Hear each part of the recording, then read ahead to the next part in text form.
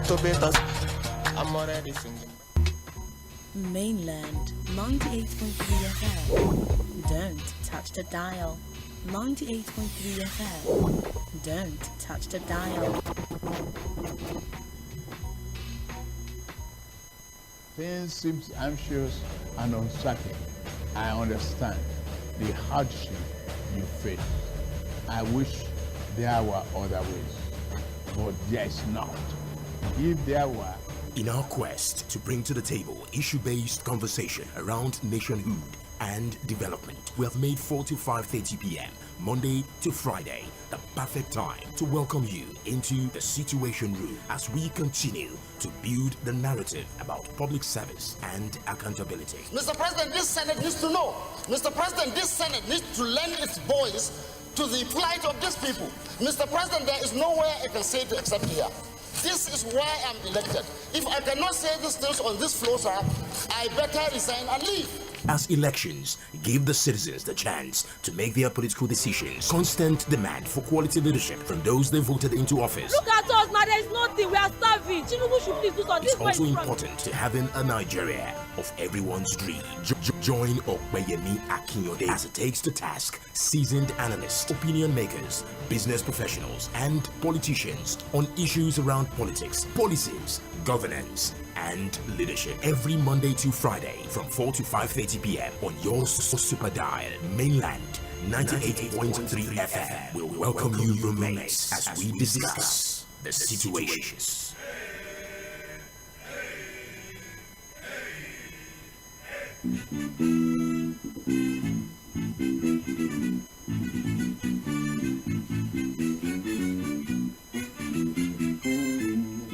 Good evening, everyone, and welcome to today's edition of the Situation Room on Mainland 98.3 FM, your go-to station for in-depth discussions on the issues that shape our world. I am Sage Babalola, I'm reporting for duty, and today we are going to be tackling a topic that has long been at the heart of Nigeria's fight against corruption, the fight against economic inequality, the challenge of national development.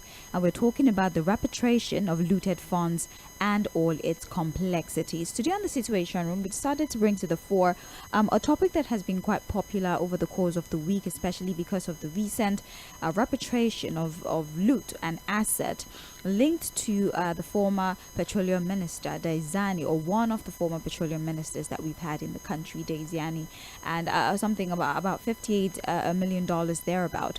And so we decided to look at this in the broader perspective of things, how much money Nigeria has been bled of.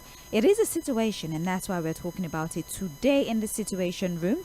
If this is your first time catching the program and you're wondering how often does this program air, it's a daily program, which means Mondays through to Fridays we spend about 90 minutes with you talking about important conversations, talking about important events, raising important discourse, informing you, giving you information regarding these things so that you fully understand the foundation of all of these issues that we see manifesting recently, and then you're able to form an informed decision about the subject matter. And like I said, aside from evaluation of the 2025 budget and all the misappropriations that have been raised, another very important conversation that we need to pay attention to is some of the funds that have been stolen from Nigerians and hidden in foreign countries, and our ability, thanks to these countries, to reclaim this money, so this money is returned to us. We want to understand looting generally, the repatriation of looted funds, and what we've been able to do with the funds following recovery. That's basically the foundation of the conversation that we're having today. And over the years, billions of dollars have been looted by corrupt leaders, by corrupt officials. They've been siphoned out of the country. They've been hidden in foreign bank accounts. Some of them even hide it in luxury real estate, or they just get illicit assets across the globe. And these funds, once they are returned, they hold the potential to actually reshape Nigeria's economic landscape. We can use these monies to improve infrastructure, to fund critical social services like healthcare and education. But the journey of actually repatriating these stolen assets is anything but straightforward. It's just a lot of things that are wrong with it. So we want to talk about why it's even easy to take this money out of the country in the first place, the processes involved in bringing this money back to the country, and most importantly, when we eventually do get this monies, how do we spend them? These are the questions that we want to bring to the limelight. I'm not doing this by myself. Of course, I'm joined by a guest virtually. He'll be with us to talk to us and help us answer this very important question. Mr. Ilugo Chukwuemeka Cletus Dominion. He's the country lead, Warande Advisory Center, Nigeria Local Coalition Accelerator Program. Quite the title.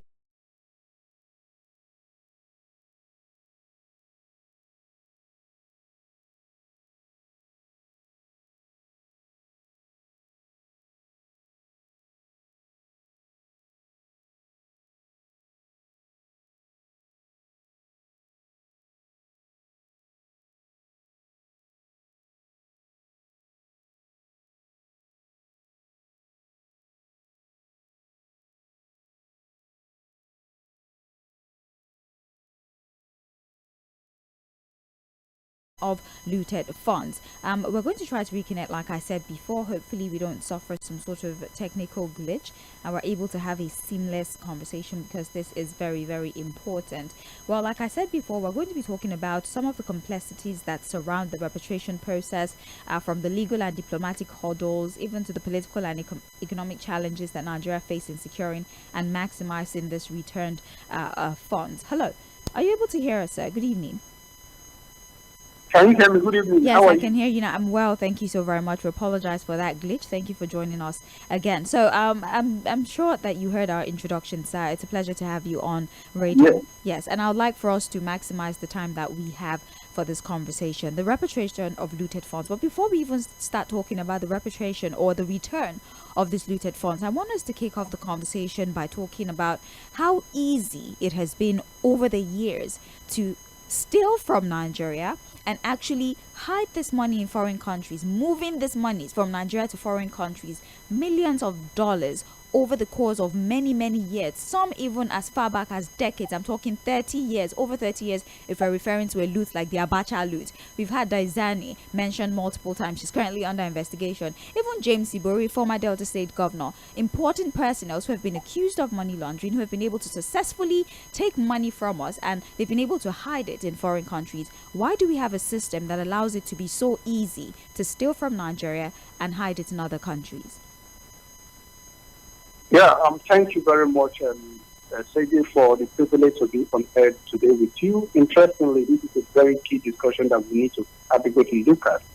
First and foremost, we need to look at how money laundering or looting takes place in the system. Looting takes place in the system because there is a suppression of systems, suppression of processes by people in vantage position who are entrusted with power and authority to act. And so we must also establish that looting also is organized crime that has a lot of persons involved, from the country of origin to country of domiciliation or warehousing.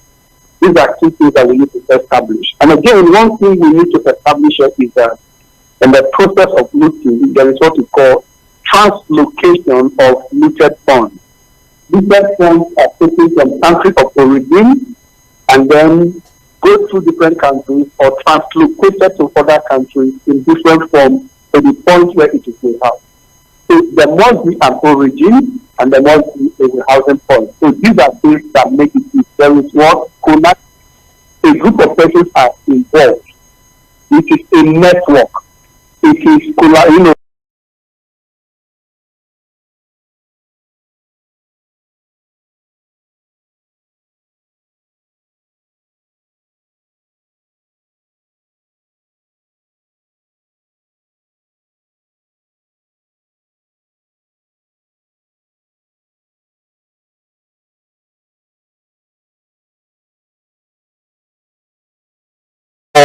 most people in authority. So there is no equality before the law. Or if there is equality before the law, it is not implemented as such. That is also giving advantage position to those in authority to take advantage of these loopholes in our legal system to loot. Last but not the least is that we must understand that there is a connivance with the financial systems, the banking systems and all of that, because these assets are not carried in cash. They go through processes, they go through means from which it leaves the country, translocated to another location, and then to the point where it is domiciled. So there's a whole lot of connivance in the system.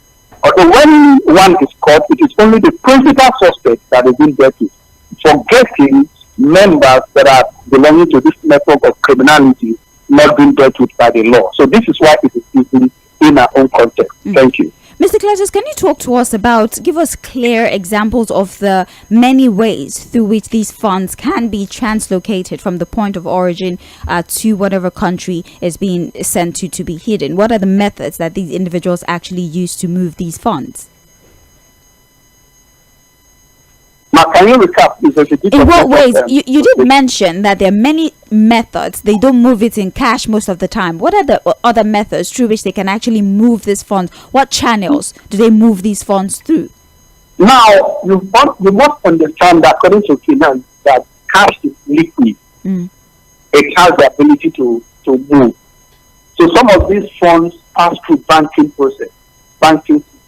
Some of them pass through contracts. Some of them pass through gifts. So there are several ways. A few of them pass through banks because of the fact that the bank is highly more.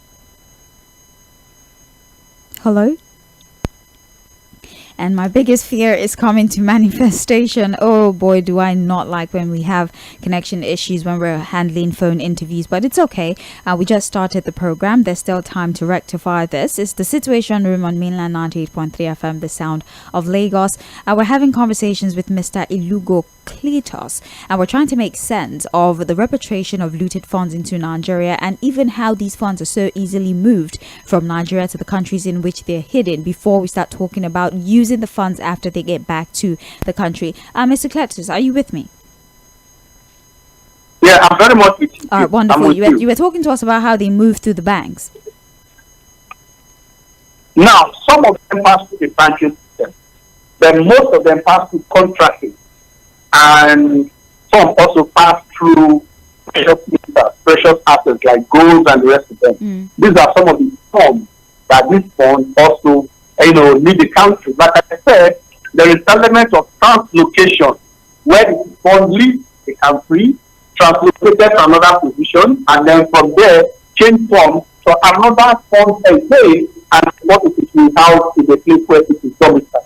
So these are the forms it goes through. So if you must deal with this process, you must have a good knowledge of the format, the form, and the various forms it is being transformed for you to be able to actually trace this form to where it is domiciled.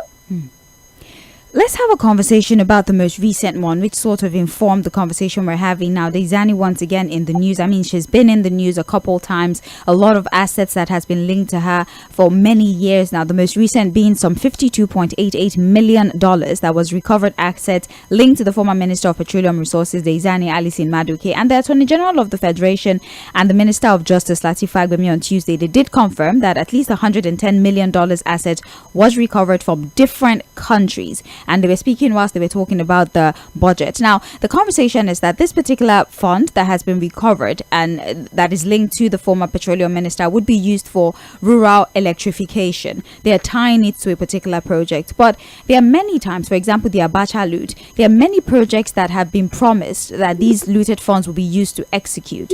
But then somehow, anytime we look at the budget, the project that they tell us these looted funds will be used for is still being put in the budget. They're still allocating resources for it in the budget. How can we trace the usage of these looted funds when they come into the country? Is there some sort of arrangement with the country that is returning these looted funds? Do they dictate what you use the money to do, or whatever you do with the money is up to you once they return it back to you, in this case back to Nigeria? Yeah, thank you very much. There are several ways to manage looted funds. One of such is that declaration by the Attorney General that the fund will be used for rural electrification. That's a good idea on the part of the government. Nevertheless, there could be bilateral relationship or bilateral agreement which between the country that is repatriating the fund and Nigeria in question.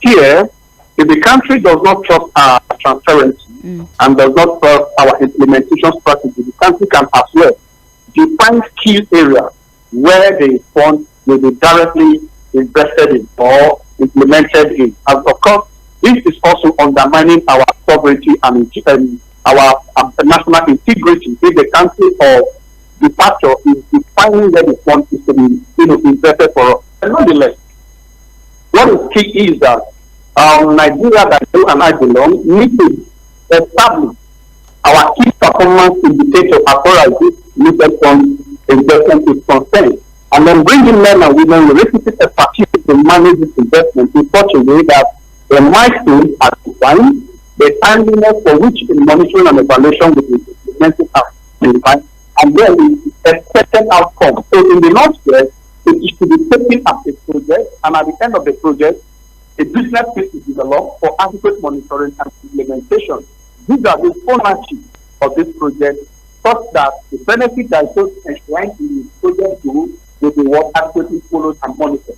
What the government needs to do is to up its accountability mechanism and also ensure that the office of the citizens are adequately given the rights and privileges to understand in their own independent capacity how these funds are being implemented, and also given the privilege to adequately monitor and ascertain whether the milestones defined by the government is also like we're taught in school of policy and governance, which I'm a graduate of. These are critical approach and to achieve this needed result. Let's talk about our diplomatic relationship with some of these countries. For example, if these countries don't make the decision to return the funds, chances are we would never know that certain individuals have robbed us and hidden money in their countries. So it's on them most of the time to make the decision that, well, let's decide to return these monies. I mean, it's not just money sometimes, even our artifacts. For example, the bronze head, the countries decided to return it. Some of the our art that was stolen, they decided to return it. So how is it that we are unable to realize that a huge chunk of money has been leaving the country? So much so that these monies stay in the foreign countries for years until their government, by some miracle, decide that, well, it's inappropriate for us to hold on to these funds. Let's give it back. How is it that we do not notice that this huge amount of money are leaving the countries every year and are hidden in other countries? Why is it that we're unable to trace these monies until the countries decide to return the money back to us? Yeah, the bottom line is corruption and systemic failure. And again, for concentration of powers and authority in the hands of few advantaged individuals. And again, weaknesses of our legal and judicial system is also corroborating this. Added to the fact that we have inefficient monitoring and evaluation systems that are not effective enough to reveal the point of departure, the time of departure, and the point of the place where it is going. We must adequately understand that for us to come out of this quagmire that Nigeria is already exposed to, we must, as a matter of fact, inculcate in our national learning, in our national curriculum, patriotism, national service, through mindset reorientation and value reorientation in this country. Again, we must encourage the spirit of hard work, because this is one of the reasons why collaboration and connivance is on the increase. So, if we must, trace our looting and ensure that looting is minimized, we must, as a country, try as much as possible to reward hard work and ensure that men of impeccable characters are brought to power and brought to places of authority who can adequately show level of transparency in what they are doing. And we must also ask questions when people show up work that are not commensurate with the work they do. These are things that are robbing us and encouraging looting in our system. So for us to adequately treat this system, treat funding that are leaving our system, we must ensure and embed in our systems and processes adequate transparency, and we must define threshold management and approval limits for individuals in authority, whether private or public, because this is where abuse is, inherent, and the continuation of these abuses are reasons why our funding awards are leaving the country with ease. Thank you. Let's talk about the role of financial institutions, the CBN, for example. There are many of our looted funds that have been sent back to the country, but fingers have been pointed to many of our financial institutions of relooting looted funds that have been sent back to the country, such that we hear there's the fanfare, oh, they've returned the money back to us, we have it back now, we're going to use it for this. But a few weeks later, we hear nothing. The projects that were promised to be executed, we hear nothing about it. And now we have, CSOs, for example, start to point accusing fingers that, the monies that were returned, the looted funds that were returned have been relooted by our own people. In what ways can financial institutions, financial structures here in Nigeria make sure that the monies that are sent back are actually used for the projects that they're promising to use it for? How can we ensure transparency and accountability, especially from our financial sector? And I'm talking about the CBN, because most of this money go to the CBN. They don't go to the deposit money banks. They go to the CBN. How can we ensure transparency and accountability once these monies land in the country and are domiciled with the CBN? Thank you very much once again. Yes, the CBN owes Nigerians a duty of care and a duty of accountability. Again, the CBN should be adequately made to understand that the accountability is not to the government, but the accountability is to Nigeria. Until this is enshrined and adequately practiced, we might not adequately get this result. Secondly, when funds like this are returned, special purpose accounts should be opened, and then a team of experts, both private, from the office of the citizen and CBN, are selected to form a committee that will manage this fund with the aim to ensuring that the fund, the purpose for which the fund is returned, is adequately was implemented. Secondly, milestones should be established and targets should be established such that monitoring and evaluation will be top-notch in the process of implementing these special interventions that the funds are meant for.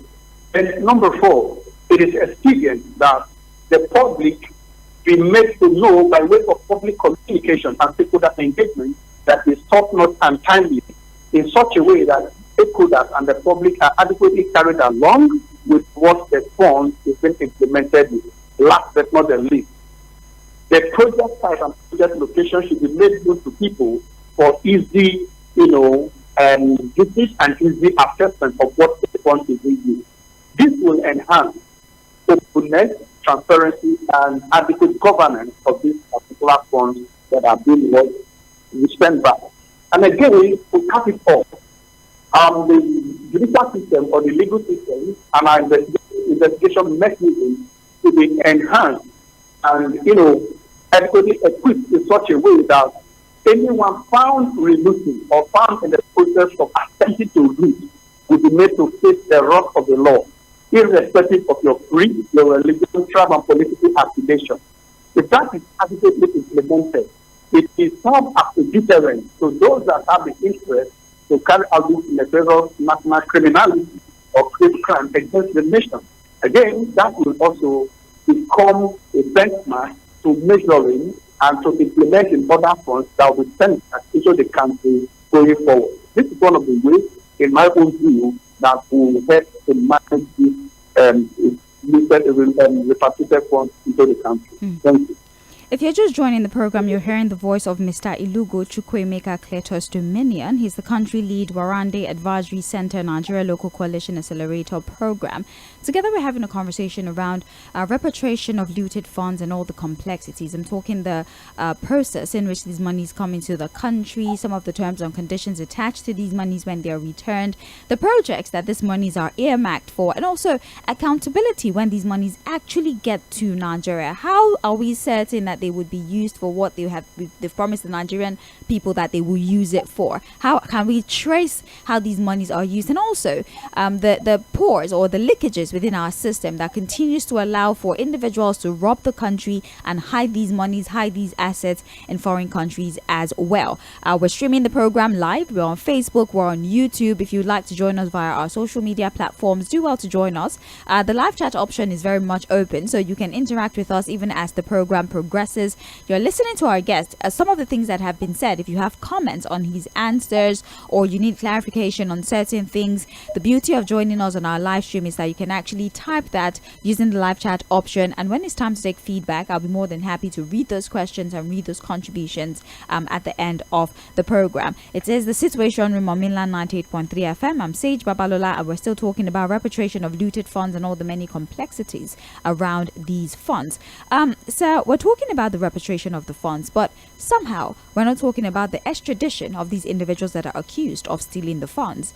The former petroleum minister, for example, the Izani Madison Aduke, she's very much hale and hearty, you know, in a foreign country, and I know that she's currently being investigated for corruption, right? There are allegations of corruption, right? But these monies were allegedly taken from here and hidden in those countries. The monies are being returned, but why is it that we do not have a relationship with these foreign countries that allows us to actually extradite these people who are accused of stealing these monies and try them for corruption here in Nigeria? How is it that the individuals that are accused of stealing these funds are somehow able to hide away in faraway countries, living their lives, right? Why Nigeria is paying for the consequence? Let's go on a quick break, all right? Please forgive me for that interruption. Let's take care of that so we don't suffer another interruption whilst we're running the program. I'll be with you in a second. Don't go anywhere. It is the Situation Room on Mainland 98.3 FM, the sound of Lagos.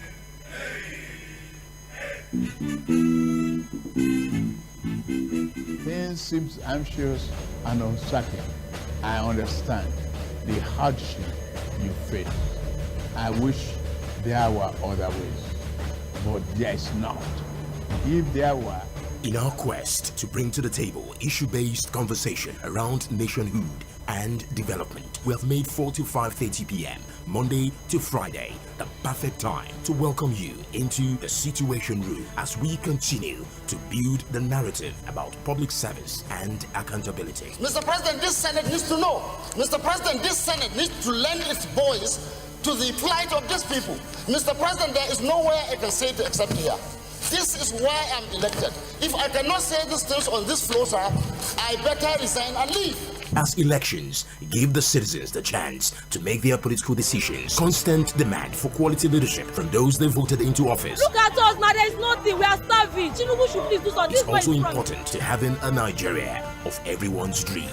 Join ʟᴏᴜᴛᴜ as it takes to task seasoned analysts, opinion makers, business professionals, and politicians on issues around politics, policies, governance, and leadership every Monday to Friday from 4 to 5:30 p.m. on your super dial, Mainland 98.3 FM. We'll welcome you, roommates, as we discuss the situations.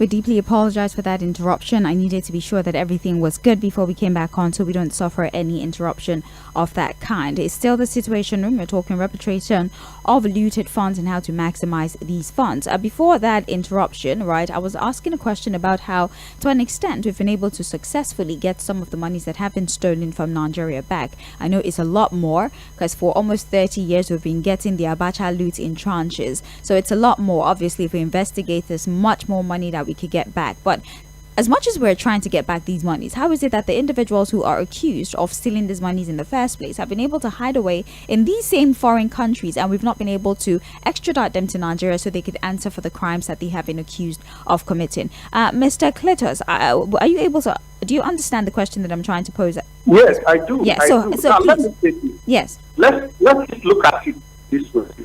When we began this program, we talked about the connivance, the collaboration between the point of origin and the point of housing in looting process.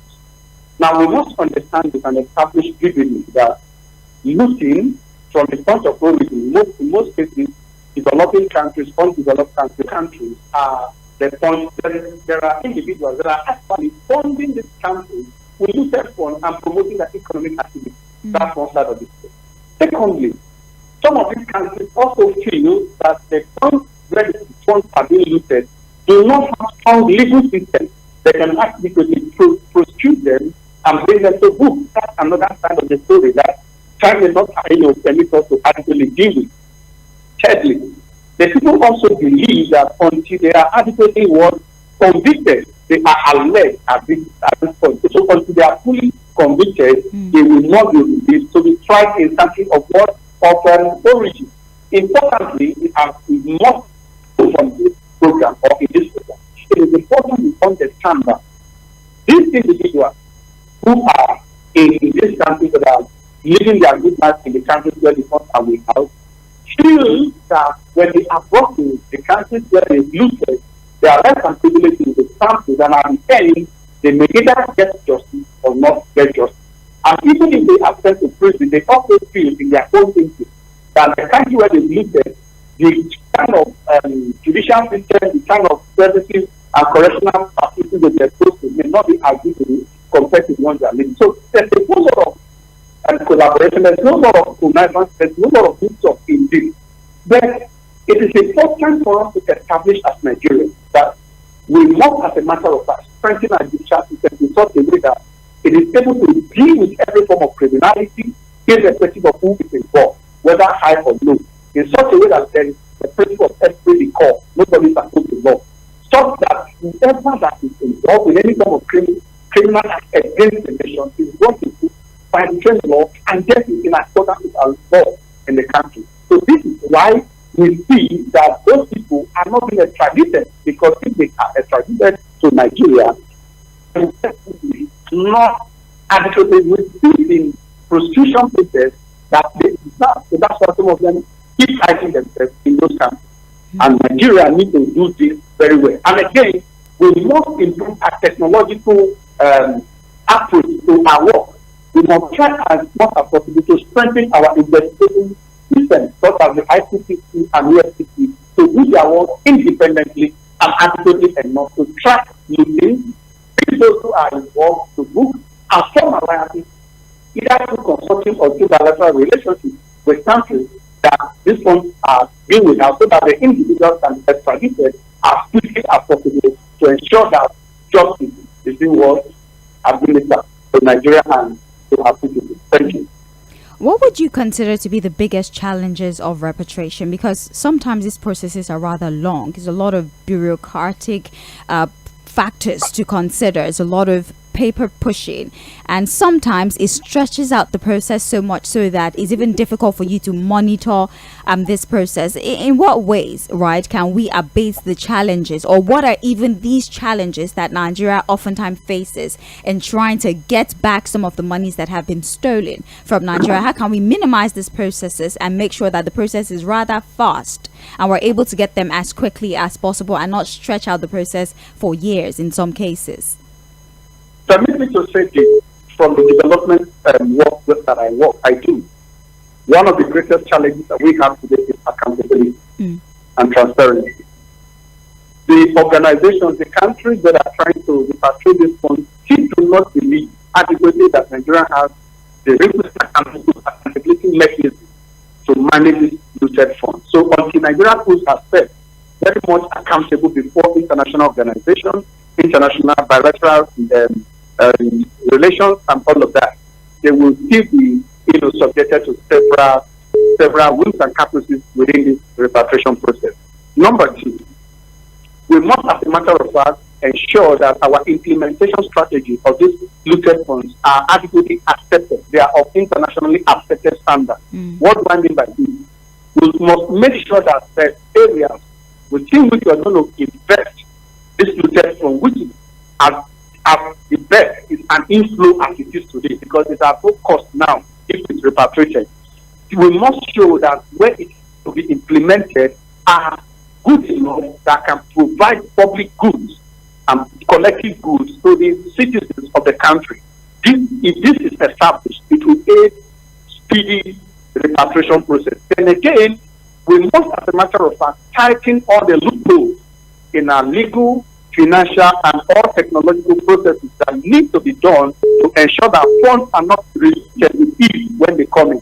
So these are things that can aid in speedy repatriation of funds. And again, we must be seen to have improved our laws, our processes, and policies against looting, such that it will not make looting lucrative. So when these things are also implemented, all the countries where our funds are domiciled will be brought back. Last but not least, we must ensure adequate transparency and adequate investment.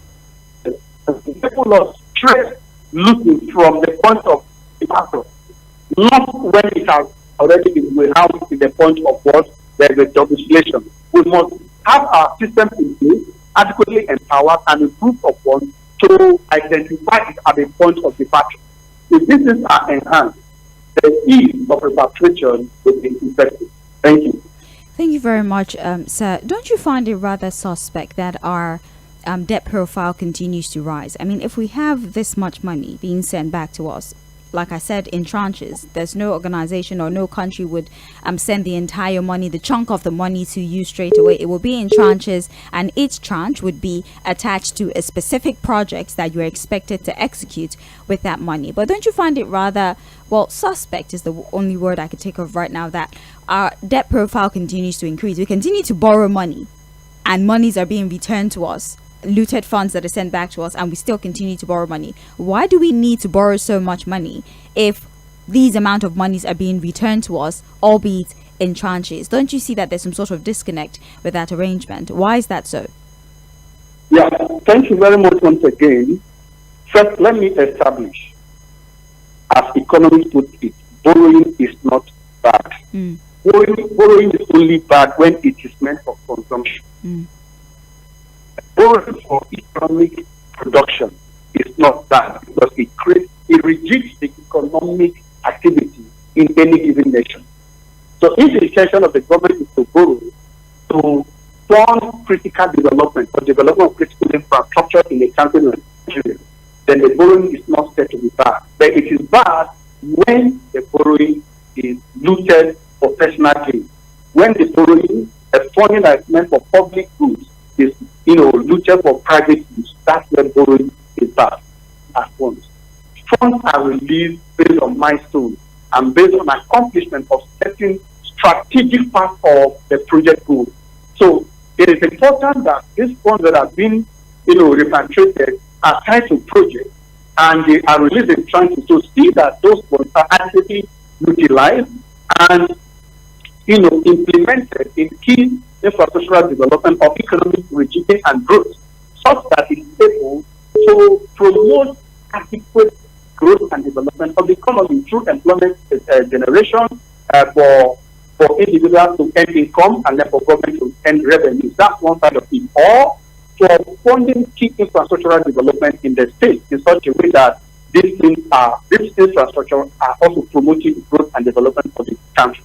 But the challenge is when we do not have adequate systems to ensure that funds that are coming to our system are adequately utilized and implemented for the purpose for which they are released, then there's a challenge in our managing the funds. That is also something that is central or akin to the funds that we are borrowing that are finding themselves in private pockets and remitted out of the country. This is our quagmire as a nation. And until we rectify this by improving our capacities to trace, our capacity to identify technologically, and then increasing our mindset orientation and value orientation to love Nigeria first and above our individual pockets, we will not get all of this done timely and effectively.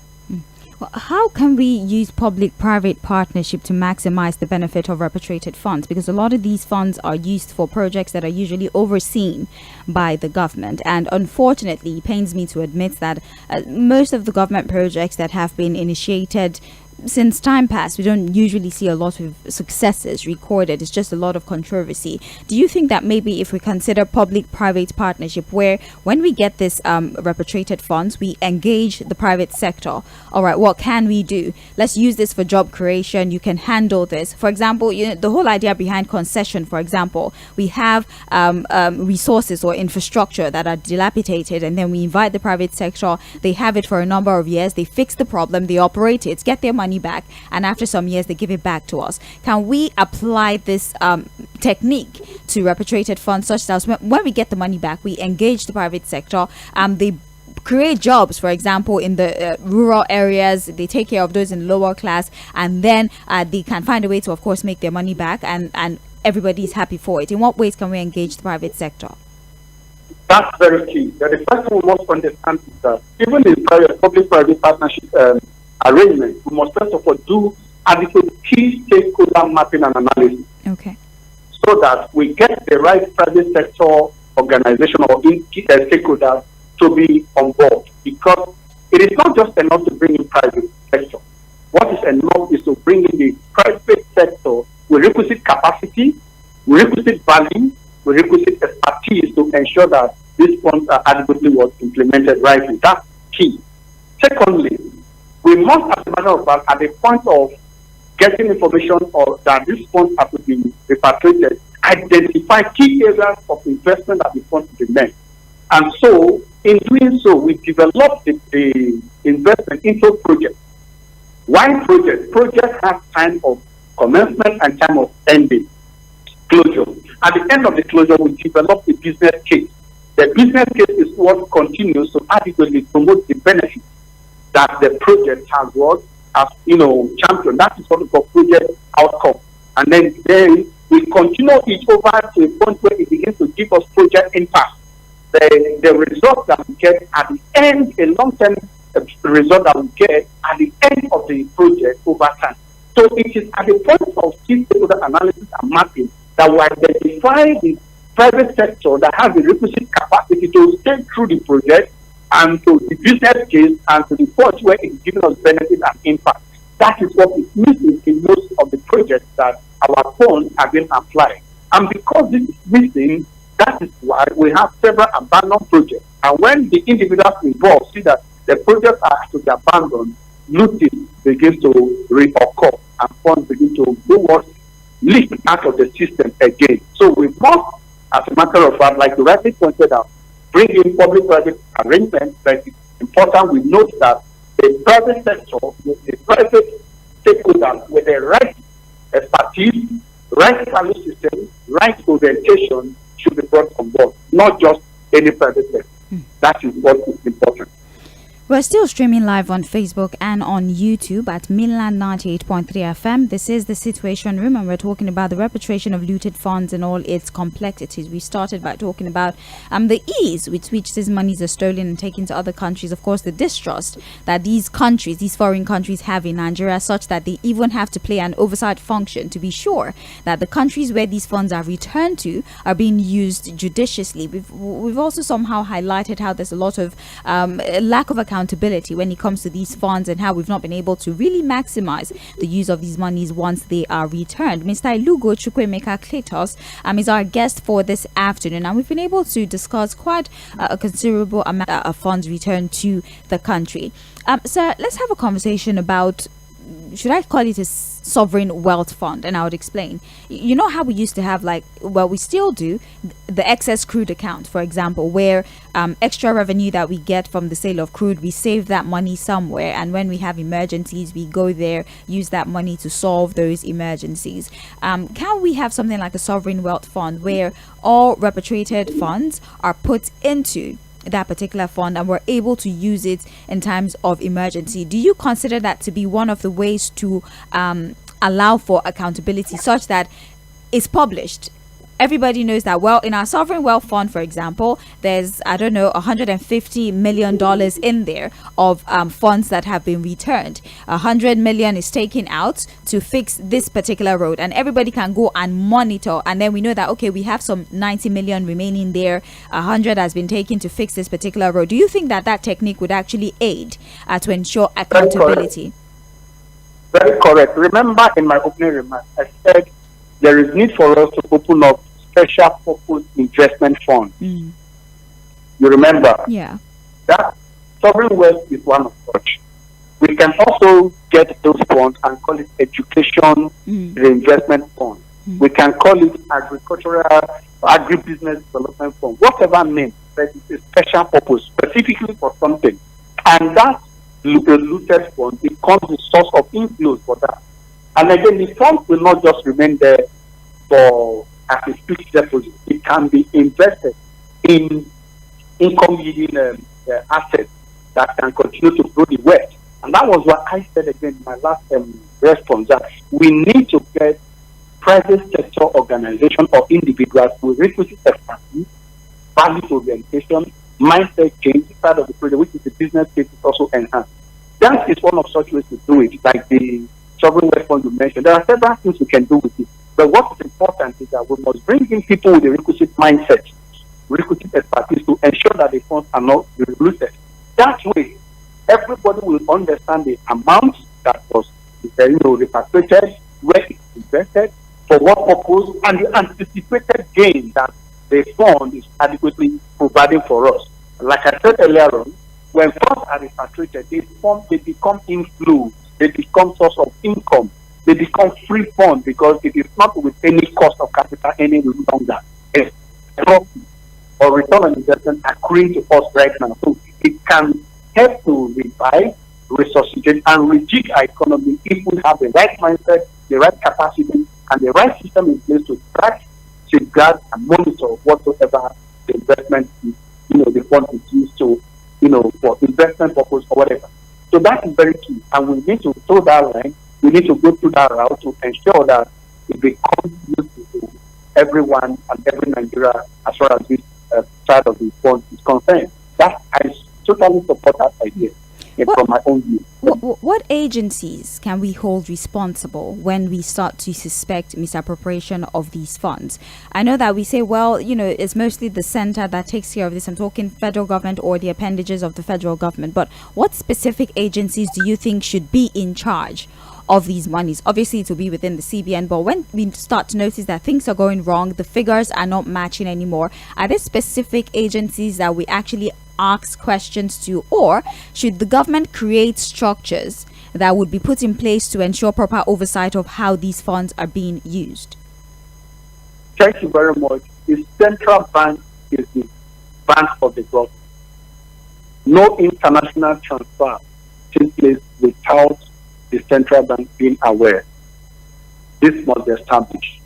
No fund comes into Nigeria except funds that are passing through the ports, the airports, illegal entry funds into Nigeria that didn't pass the banking system.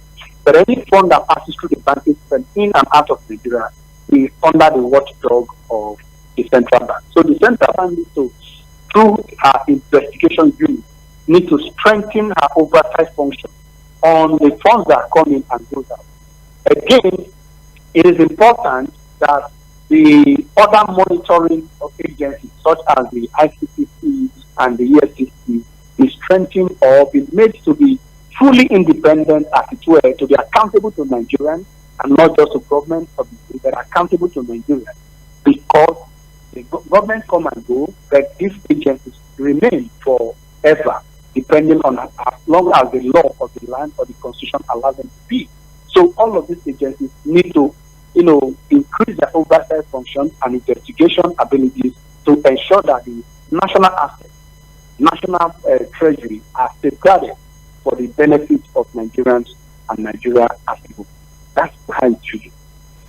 So far, so good, sir. Can you suggest sectors currently in Nigeria that you think these looted funds can be targeted towards? I'm really glad that rural electrification is something that is the focus for this particular fund. But what other aspects of our economy do you think, as these monies are coming in, we should target them towards rectifying? What sectors do you think need the most help? There are three key sectors that need to, or four. So let me take three first. Okay. We must, as a matter of fact, plow back this fund into agriculture and agri chain to ensure food security, improvement in livelihood, and supply of raw materials to our local. This is very key. Agriculture has the capability of creating jobs, creating employment for the teeming youth. And again, that will reduce, the ripple effect is that it will reduce rural-urban migration, reduce food insecurity, increase our calorie intake, and improve our health. That's very key. So agriculture is at the center of it. Number two, we must, as a matter of fact, use part of this fund, if we can, plow it into healthcare delivery for rural healthcare delivery and urban healthcare delivery, so that we make healthcare services accessible by all, And that will also improve our longevity and ensure that we are ready enough to work even in the agricultural sector. Number 3, we must ensure that this one that is being repeated is out into education. Our education should be tailored to need. Our education should be TVET, technical, vocational and entrepreneurship education should be enhanced, and this is capital intensive. Why do we need this? We need this because when the brains are trained and the hands are trained, the tendency to be idle is reduced. So we must improve our technical, vocational and entrepreneurship education with a view to ensuring that the education is tailored to need. That will enhance our work. Then, when we achieve this, we can talk about rural electrification. When we have produced, we should have electricity to protect and to store our food and what we have done in the country. This is my view. If I'm opportune or if I'm in a position to implement, this is the route I will take. First, the people must have food.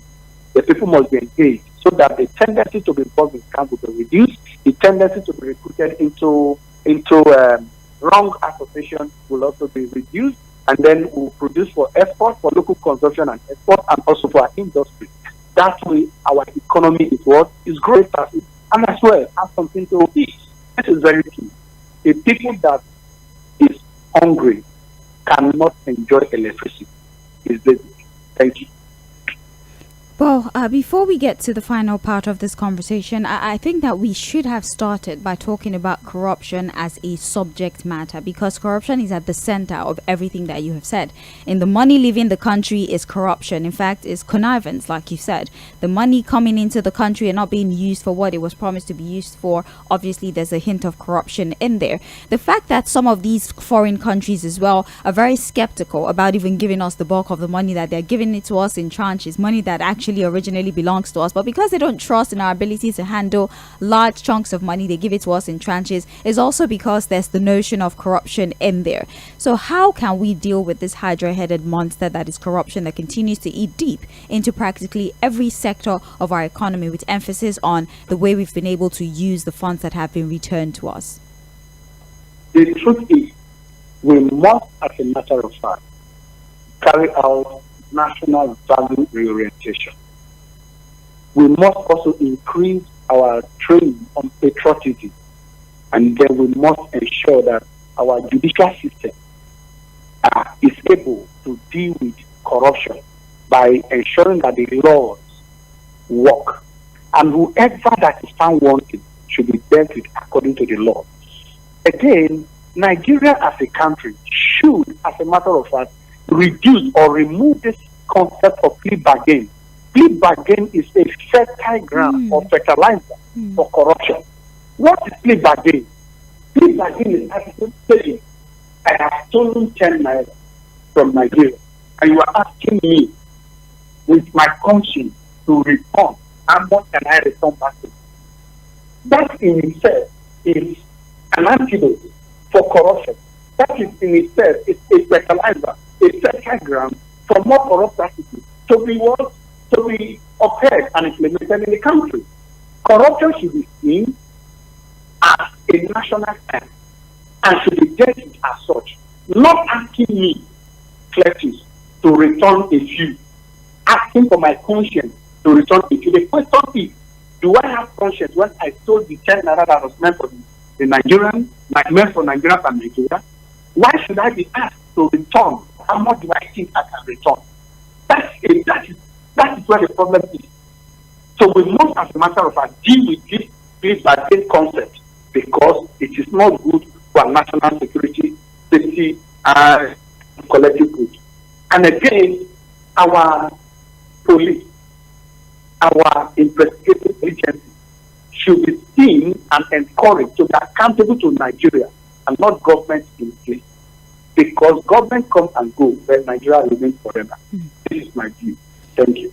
Mr. Cletus, I would ask you finally, and I chose to ask this question last because it's a tad bit controversial, right? So we could just round off and then start to take phone calls. Let's look at the James Ibori loot, for example. When these money started coming back and there were allegations that he had taken money, from the country and hidden them in other countries, when they started coming back, there were calls by some Delta State residents that the funds associated with the former governor be returned back to Delta State because they believe the funds were taken directly from the purse of Delta State and not necessarily for the entire country. So why is it that this fund is being returned to the country rather than being returned to the state from which it was taken? What do you think of that notion in cases like that one where people say, since this money was taken from this section of the country, if it's being returned, it should be returned only to that section of the country? What confusion or what complexities do you think surround a notion like that one? Thank you very much, Brother Lola. You are asking me questions that pertains to my state. I'm a Delta. Ah, nice. I am one of that actually, by the principle of equity and good conscience, that advocated that the fund be returned to Delta State. The officer in question was not governor of Federal Republic of Nigeria. He was governor of Delta State, and he was the manager of Delta State Treasury. And so he was superintending over the resources of Delta State. And so he did not loot directly, he looted the funds of Delta State and not the funds of Nigeria. Indirectly, the funds of Nigeria, but directly is for Delta State. So by principle of equity, the funds should be returned to Delta State. But I also advocated that there should be a caveat in that there should be systems of accountability, systems of management, and systems of implementation that will be adequately supervised by people that are not purely 100% data, such that there will be no element of relooting, there will be no element of misappropriation, and there will be specific management and adequate accountability and transparency of the resource. So, beyond being data or beyond the fund being looted in data, while the best principle would have been from every state where funds are looted, it should be returned to that place. The supervision should be a standard, such that accountability will be adequate and effective as far as the management of the fund is concerned. My view. Thank you. Well, thank you so very much. It's been such an educative session with you. We're due for a break in about a minute, but the program isn't over. We will just take a commercial break, and when we come back, we open the phone line so people can call, and we'll also read the messages that we've gotten on Facebook as well, in case people want you to answer certain questions. Mr. Iʟᴜᴜ Meka, Country Lead, Warande Advisory Center, Nigeria Local Coalition Accelerator Program. He joined us at least the past 40 to 50 minutes. We've been talking about the repatriation of looted funds and all the many complexities involved in that particular subject matter. We're going to go for a commercial break, like I said. We'll come back and hear from you. What questions do you have? What aspects do you need more clarity?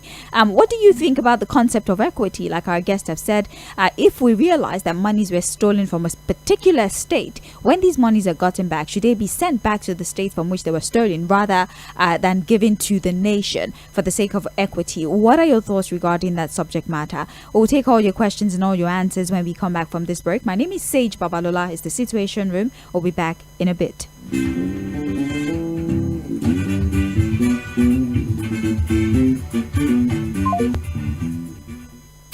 Mainland 98.3 FM, your number one radio. Reaching the stars. The sound of Lagos. When the airwaves in your market become more and more crowded, it's time to break it open and really stand out. Broken Air is here. On Mainland 98.3 FM, the sound of Lagos. Lagos.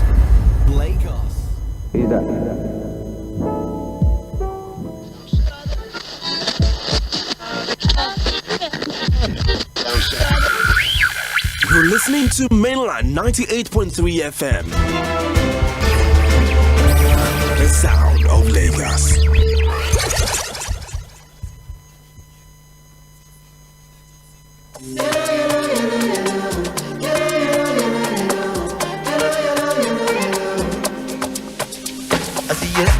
we dey work for dough. Some days it's fast, some days it's slow. Many highs and lows, but we carry go. Nothing go stop our doing so. Not the night, just spirit, yes we move. With family, there's love at home. We know say Christmas, it don't come over. Blow the trumpet, it hello, go, go, go. Everywhere you go, go, go. Everybody go, lo, lo, lo. We go enjoy, so we make us celebrate. It's a yellow, yellow Christmas, so we celebrate. When you hear the bell, everybody celebrate. It's a yellow, yellow Christmas, so we celebrate. We do it anyway, any place. Disconnect from distractions. Go make a difference this season. Merry Christmas from MTN.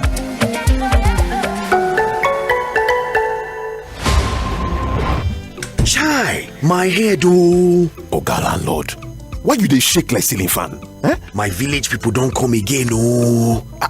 This one with your body hot so, you don't do test? Yes, see result oh. Oga landlord, no be your village people oh. Na malaria, you need Luta. Luta na better medicine wey dey knack down malaria. Oya see am, take am. Thank you Oga Luta. I don't dey kampe. Luta, brand of Artemata and Lumefantrine, is another quality product from Hovid, marketed by Pharmatex Nigeria Limited. If symptoms persist after 3 days, see your doctor. Everybody say thanks, Luta. Malaria's in big trouble. Hey there! Yes, you! You just won 5,000 Naira cash! And you, sitting by the side, there's 1 month Showmax subscription to watch the Premier League waiting for you! You behind! Of course! You're not left out! How does 1,000 Naira airtime and 2,000 Naira Uber discount sound? All this could come true when you buy the No Unwrap and Win pack. Open it, look for a cube with a 6-digit code on its wrapper, text the code to 8011 and follow the prompts to stand a chance to win any of these instant prizes. Promo valid from July till December. Terms and conditions apply. Get extra value on the No Unwrap and Win pack. No, eat for good. Chai, my head oh. Oga landlord, why you dey shake like ceiling fan? Eh? My village people don't come again oh. This one with your body hot so, you don't do test? Yes, see result oh. Oga landlord, no be your village people oh. Na malaria, you need Luta. Luta na better medicine wey dey knack down malaria. Oya see am, take am. Thank you Oga Luta. I don't dey kampe. Luta, brand of Artemata and Lumefantrine, is another quality product from Hovid, marketed by Pharmatex Nigeria Limited. If symptoms persist after 3 days, see your doctor. Everybody say thanks, Luta. Malaria's in big trouble.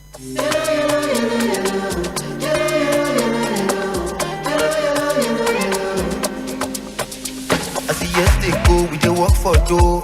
Some days it's fast, some days it's slow. Many highs and lows, but we carry go. Nothing go stop our doing so. Not the night, just spirit, yes we move. With family, there's love at home. We know say Christmas, it don't come over. Blow the trumpet, hello, go, go, go. Everywhere you go, go, go. Everybody go, lo, lo, lo. We go enjoy, so we make us celebrate. It's a yellow, yellow Christmas, so we celebrate. When you hear the bell, everybody celebrate. It's a yellow, yellow Christmas, so we celebrate. We do it anyway, any place. Disconnect from distractions. Go make a difference this season. Merry Christmas from MTN.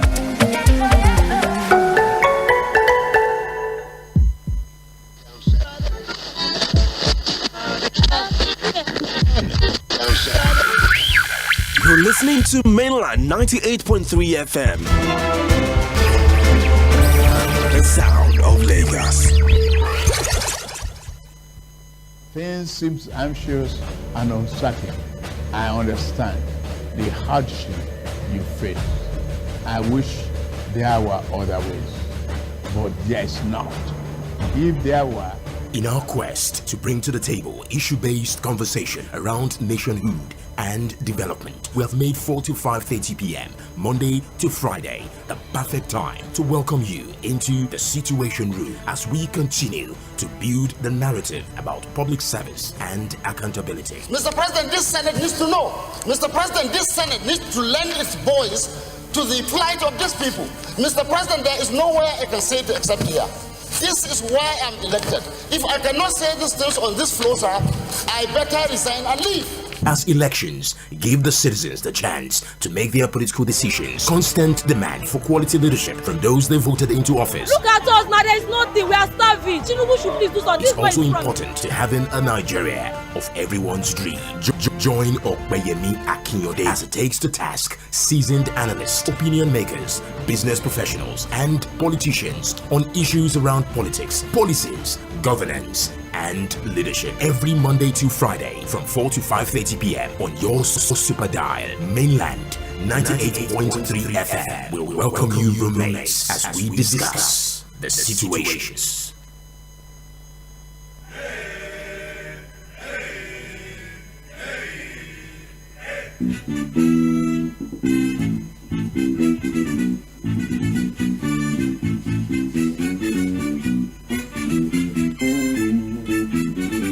Good evening and thank you for staying with us. It's still the Situation Room on Mainland 98.3 FM, the sound of Lagos.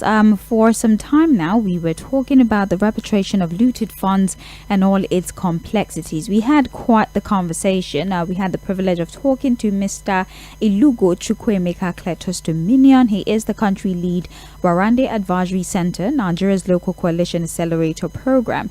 And there were a lot of talking points. There was a lot of things that we focused on. We spoke about some of the main challenges that Nigeria faces in the repatriation of these looted funds. We spoke about some of the legal framework that governs the repatriation of these looted funds to Nigeria, and even the role that international partnership and our diplomatic relationships with these countries play in facilitating the return of the funds. Our ability to trace and recover looted funds was also something that we spent a lot of time trying to make sense of, and how for some reason we do not notice when huge chunk of money leave the shores of Nigeria.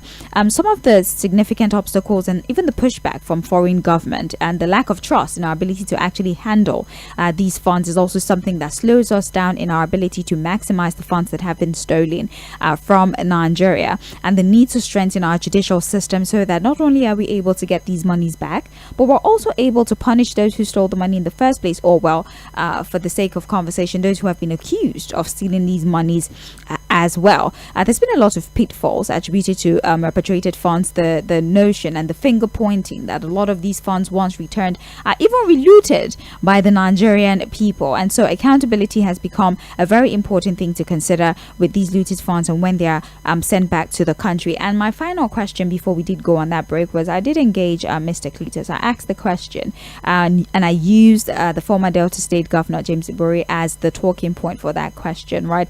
If you remember, I told you that there were a lot of there was a desire for the funds to be returned specifically to Delta State, because the argument was, well, the money was taken from the people of Delta, and now that it's been returned, why are we returning it to Nigeria as a country?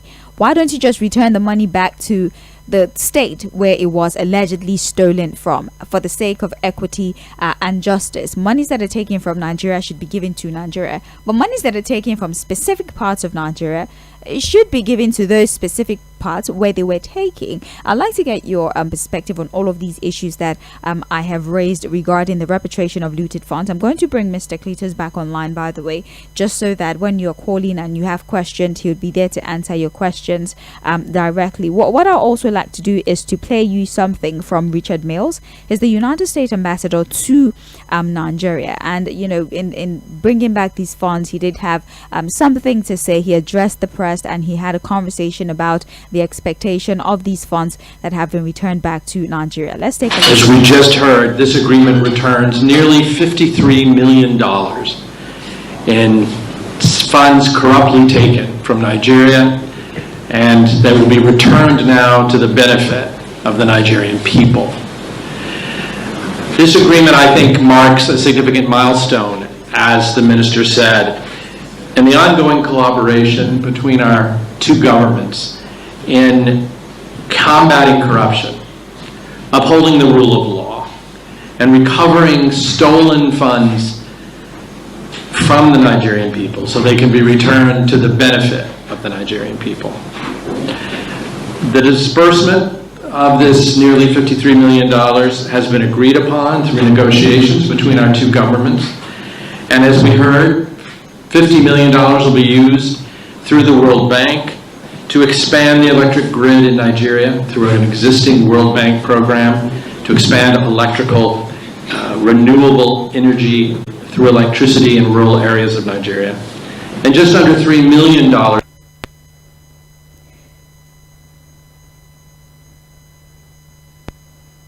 regional capacity here in Nigeria to use the justice system to fight terrorism, to strengthen transparency and counter corruption.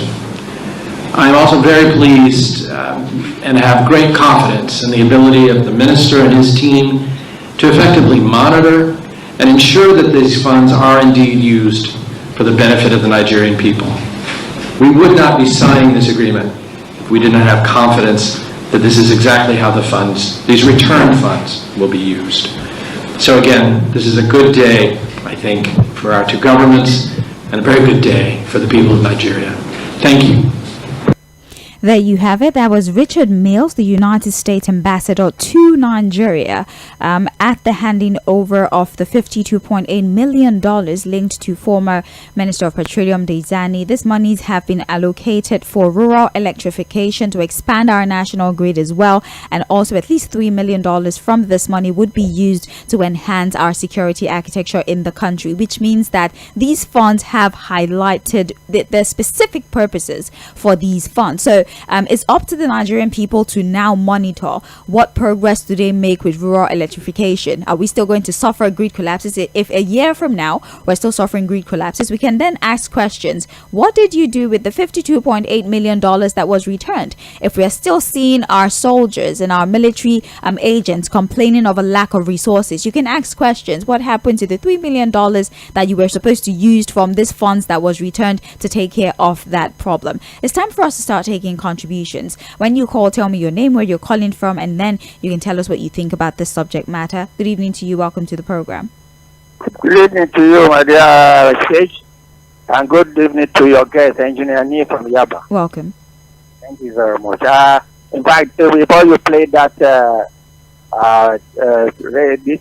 statement from the U.S. ambassador, I was thinking about that of the situation of this area we need to look at is also these people that are holding our political posts with dual citizenship. I think we need to amend that constitution because those candidates will have been brought to Nigeria to answer queries about all our activities as a minister of Federal Republic. This is about 10 years after he left office, and nothing has been done, and we are recovering all the money, we are tracing all the money, and there is also need for forensic investigation into all the grants we are having in Nigeria by through any of the government agencies and operators and practitioners. Where are they? How do they perform? And where are our money throughout the world? How can we recover them? There is need to trace them judiciously so that we make use of them for the development of Nigeria. Thank you very much. God bless Nigeria. Thank you very much, Engineer Nee. We appreciate you for your insight. The phone line is 0913-6000410. If you'd like to participate, that is the number that you call. Tell us your name, where you're calling from, and your contribution towards the conversation we're having. I'll read some messages that we got on Facebook during the course of the conversation. We do have Benjamin Issa here with a message. Good afternoon, Sage. To me, the recovery of looted funds in Nigeria has yielded little to no benefit to the average Nigerian. All the Abacha looted fund recovered. What project can we point to that it has been used for? What I see is looted money recovered is also relooted by powers that be at the time that the money is recovered. Not until we have strong institutions that will make it difficult for people to loot our treasury, it will continue this way. Benjamin Isse from Shogunle sent that particular message. If you'd like to call, you can call the number 0913-6000410. You can also send send us a text message or a WhatsApp message. The number for that is 0913-6000-430. We're talking about the repatriation of looted funds to Nigeria and how they're being used. What kind of institutions and what kind of structures can we put in place to ensure that we're actually able to use this money for something productive? All the monies that are being returned, what are the evidences of these monies? Let's read this particular message that we have here. Hold on a second. Okay, well, this doesn't necessarily relate to the conversation we're having, right? So I'll just read the other ones that we have here. We have, hello, good evening. It's nice having.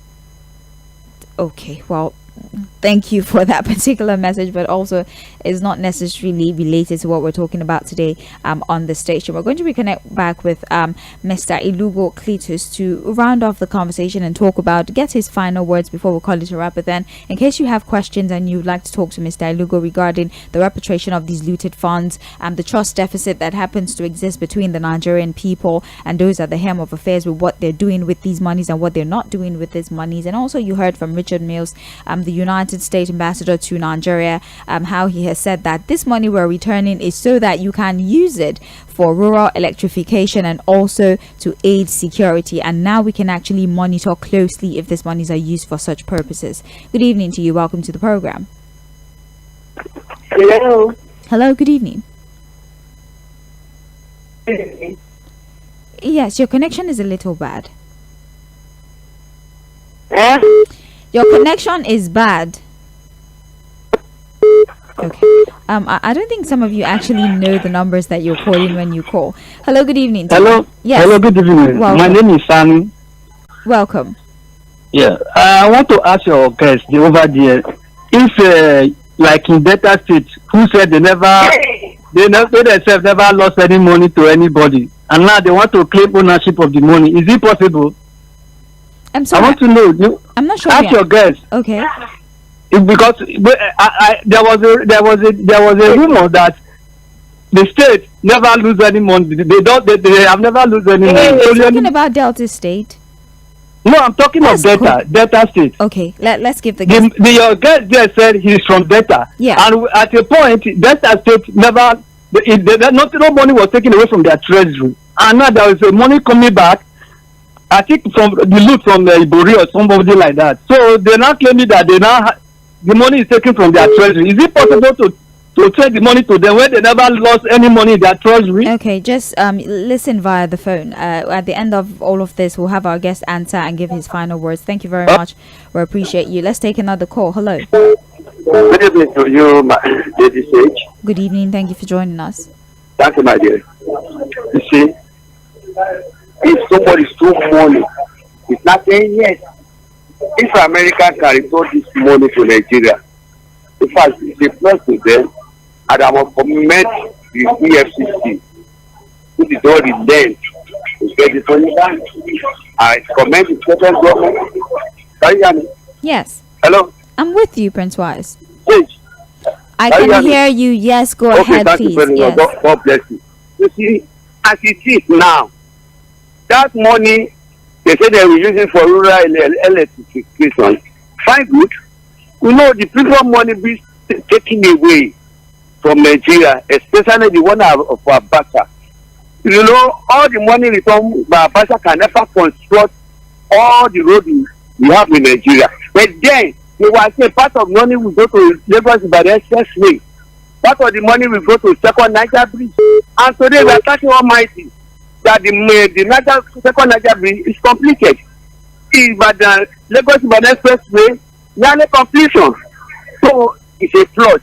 But what I want to beg the authority now is any money recover, we have a separate account. Let us know the amount they recover. Tell us monthly or I don't know. It may be monthly. Tell Nigeria how much we recover. It is gladdening our heart. But Olegba, I don't want it. Some people still lose the money. That's the problem. But as you see today, I want to say kudos to those who recover the present one. At least in Madeke, not only this one, that many millions still taken away by that woman. May God save this country, my dearest Sage. Thank you. Well, thank you for calling. We appreciate you, Prince Wise.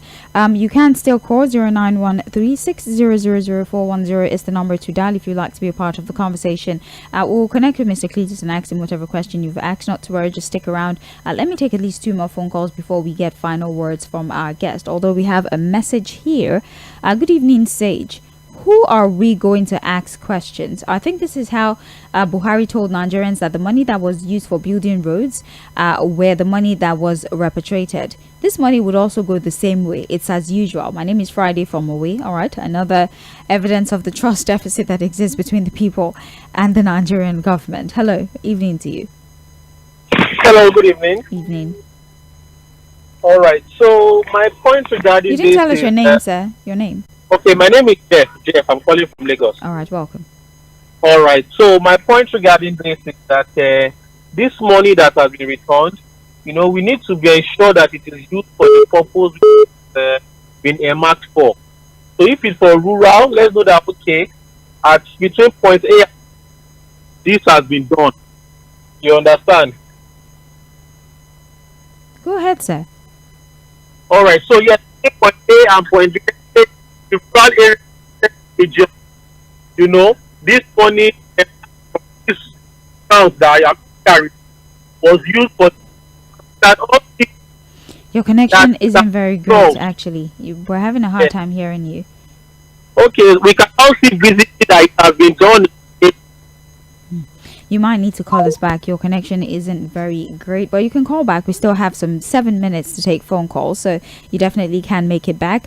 09136000410 is the number to dial. WhatsApp and YouTube. We're streaming live on both platforms, so you can send messages using the live chat option. You can find us on Facebook and on YouTube at Mainland 98.3 FM. That's how you find us, or facebook.com/Mainland 98.3 FM. That is the platform on which we're streaming the program, and then you can send your messages. There's also WhatsApp available, which means that you can send your message via WhatsApp as well, and I would read it. I'm trying to reconnect back with our guest so that he can answer the question that was posed by one of you when you called earlier regarding the Ibori loot that was recovered, and the call by some Delta residents that since it was taken from that state, it should be returned to the state. It is the situation on Mainland 98.3 FM. We're leaving soon, but then do well to listen again tomorrow, same time, same station. But before we start to tell you to listen again, let's get through the conversation for today. Mr. Cletus, are you with us, sir?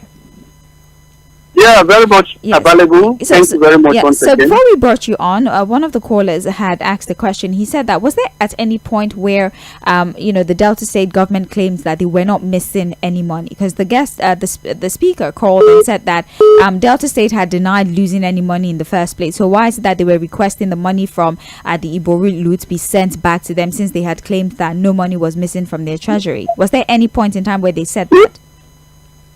Yeah, there was a time the former governor made that statement, not the immediate past governor, the governor before the immediate past. And incidentally, the governor before the immediate past and the officer in question are cousins. So you should have said that. He wouldn't come to the public and say his cousin looted the fund. You know all of that. But actually, that happened. So that was why Jetsons who were privileged to that information were actually asking that the fund be returned to Jetsons, because so many persons raised issues around misappropriation of funds under his watch and leadership. So that's what happened. So this caller is claiming that, well, if you say you're not missing any money, then why do you want the money that was gotten back for the state? So the question is, you are 100% correct. If you go by way of logic, the caller was right. But the question is, where did the man pretend, and where did he get that result? So by a simple logic and understanding, the man did not pretend over Nigeria, but he pretended over Delta State. So that's another argument to it that made Delta to tell you that even though somebody at the helm of affairs who could have asked for the funds, they didn't miss money, the man did not pretend at any point in time. He was never a minister. At any point in time, he was never in charge of federal appointment, but he was in charge of Delta State. So that in itself was the local standby upon which Delta are asking that the money be sent back to Delta State.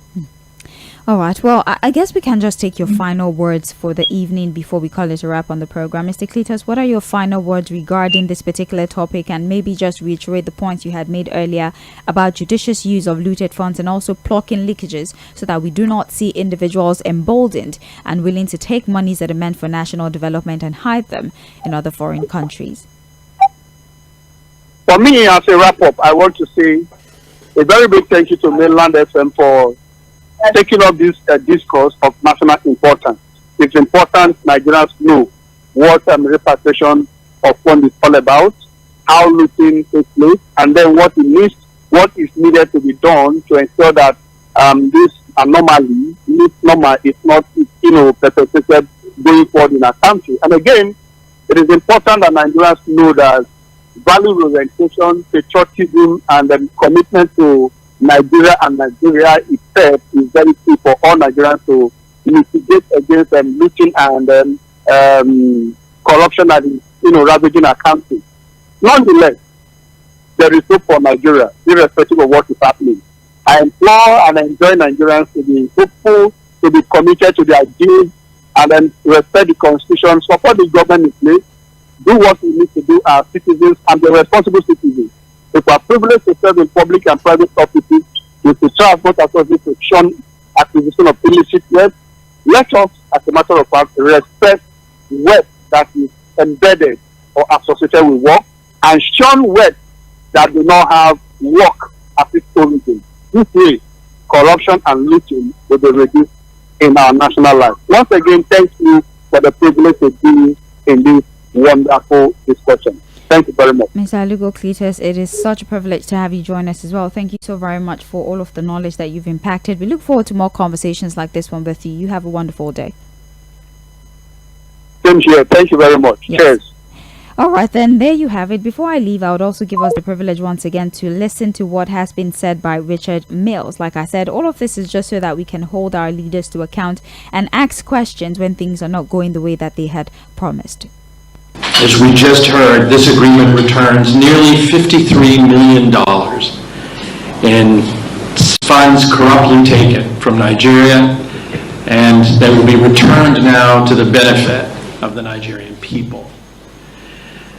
This agreement, I think, marks a significant milestone, as the minister said, in the ongoing collaboration between our two governments in combating corruption, upholding the rule of law, and recovering stolen funds from the Nigerian people so they can be returned to the benefit of the Nigerian people.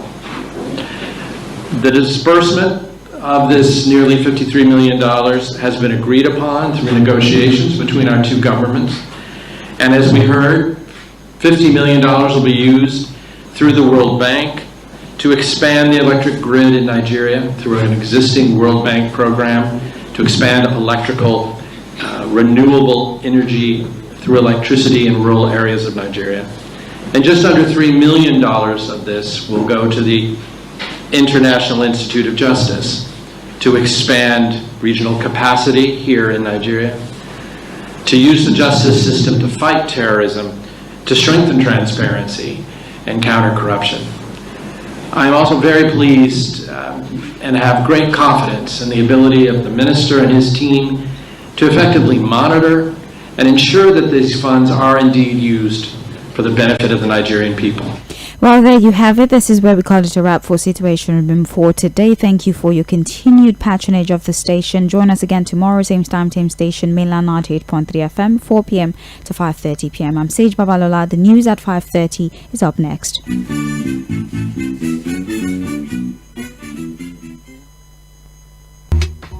Mainland 98.3 FM. Don't touch the dial.